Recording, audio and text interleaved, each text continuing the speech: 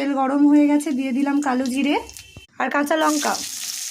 পেঁয়াজটা ভাজা হয়ে গেছে, এবার দিয়ে দেবো 1 টেবিল স্পুনের মতন আদা রসুন বাটা, 1 টিস্পুন মশলা বাটা। এবার দিয়ে দিচ্ছি টমেটো, হলুদ দিয়ে দিলাম নুন।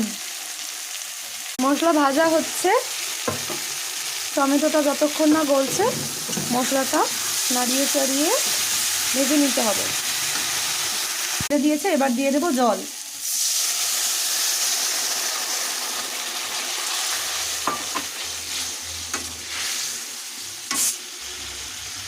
এবার দিয়ে দিচ্ছি ধনে পাতা কুচি, দিচ্ছি,